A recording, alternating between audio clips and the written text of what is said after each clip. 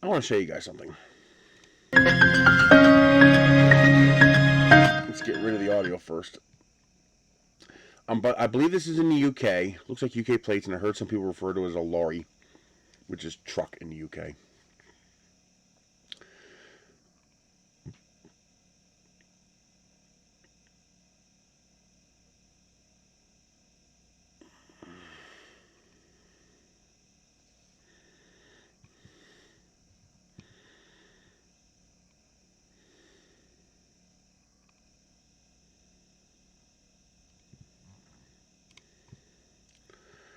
First off, there's a pretty good chance that guy's dead. Um, that car just got moved some 10 feet. And it was moved via his body being squished from that truck. And first, imagine how much force it would take to push that car 10 feet. Now I want you to try to imagine how much force it takes to push that car 10 feet from an oblique, from the side, which means it's going to be a vector force. So if it takes you, 2,000 pounds of force to push that car from behind, it probably takes 4,000 pounds of force to push that car from an oblique, from a vector angle, off to the side, to get that same forward motion effect, because not all of your energy is going into moving the car forward. Some of it's trying to push the car sideways. His body just got ground between that truck and that car. The extent of internal injuries that's going to result from that are probably lethal. If he does survive, he is probably going to be permanently maimed for the rest of his life. You just can't do that to a human body without a simply ridiculous amount of damage. I mean, it wasn't just a force. It was a absolutely crushing force, and then we rolled his body along, squishing everything inside of it as we pushed that car. People say, oh, the truck would have missed the car. Are you out of your fucking mind? The only way that truck would have missed that car is if the car pushed him in the car less than the width of his body.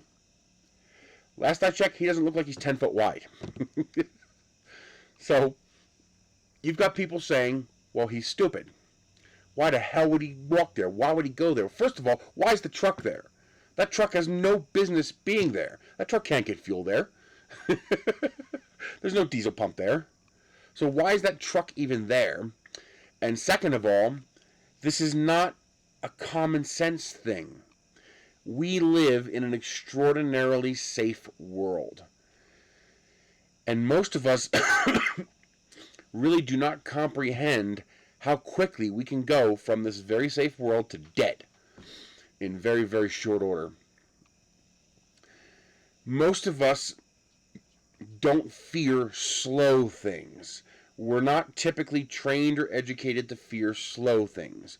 We fear fast things. You see a car, truck, or object careening toward you, your fear instinct kicks in. You know, okay, that thing's moving fast. It's coming my way. That's dangerous. We don't perceive something moving at walking speed typically to be dangerous. We're not trained for it. Most of us don't really understand how dangerous it is. Look how many people obliviously cross a street in a major city without even looking. Because, pedestrians right away, crosswalk, cars aren't moving that fast. You're in the middle of a city, speed limits, you're going to be doing 10 miles an hour, 15 miles an hour. So most people just aren't trained to recognize. I mean, I've been around heavy machinery. I've seen people get squished by high inertial objects.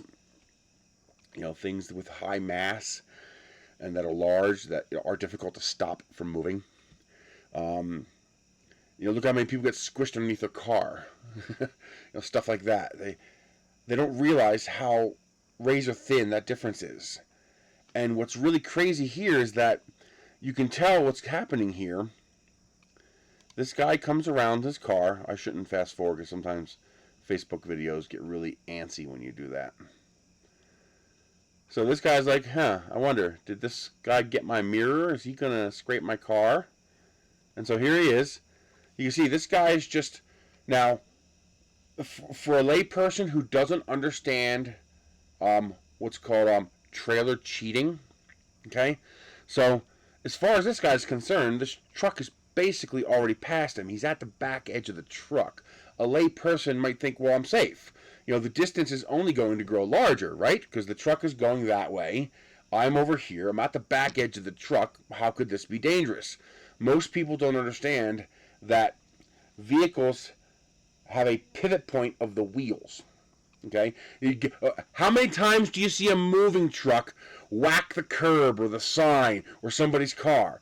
Because they don't understand that the portion of the truck behind the wheels actually continues to move further out. Only the part in front of the wheels moves away. The part behind the wheels continues to move the other direction. Most people don't comprehend that. You can see that just by watch YouTube videos on how many people who drive buses or RVs or moving trucks for the first time, or even just a long van, and they wheel cheat and they either clip the curb or the tail end of the truck clips something. Even truck drivers make that mistake a lot of the time because it's something where it's not normal. It's not something we normally have to associate with. He thinks he's being relatively safe. He probably doesn't think he's being safe. He probably doesn't realize he's in danger. He right now is in mortal danger and doesn't realize it. And I'm going to show you exactly where he does realize he's in mortal danger. Right there.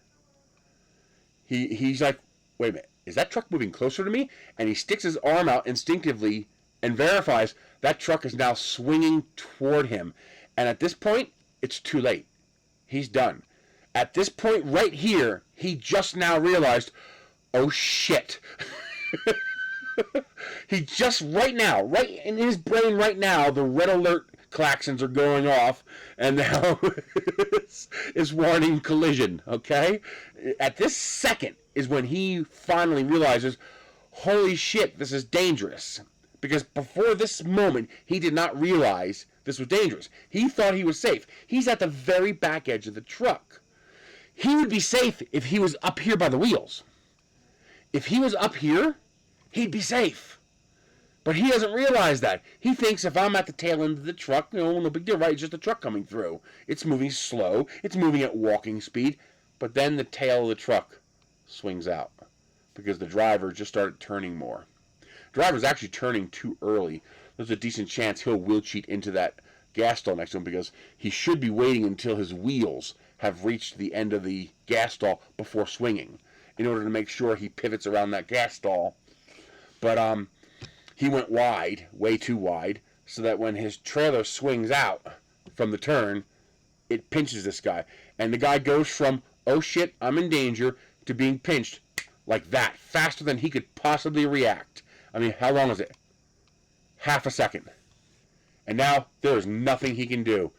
He's just look at his back being broken and ground. I guarantee you broken back. I guarantee you his back is broken. I don't even know how he's walking. It just has to be pure adrenaline. I mean, that guy's fucked.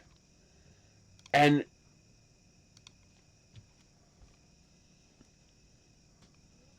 to hear the callousness in comments regarding this, for an experience this guy has no preparation for, no knowledge of, he even seems to be taking somewhat reasonable precautions. He probably doesn't even realize he's taking those precautions. He's at the back edge of his car. He's at the back edge of the truck. The space is pretty wide.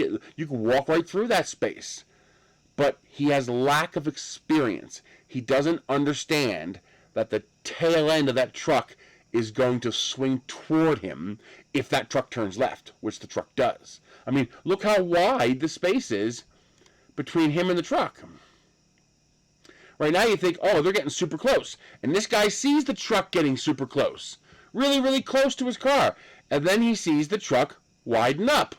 Look, see how the gap widens up? It's all getting wide. I'm 400 pounds and I can walk through there. But then instinctively, his subconscious, too late of course, realizes that, wait a minute, the gap's getting smaller. The truck's getting closer, which is why he sticks his arm out.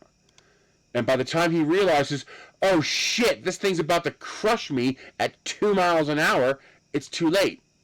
He's done. Look at the stain on the floor. Look how far pushes that car. At least 10, 12 feet he pushes that car using that guy's body. And people are...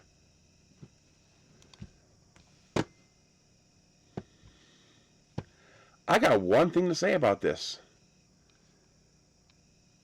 Some of you people are sick fucks.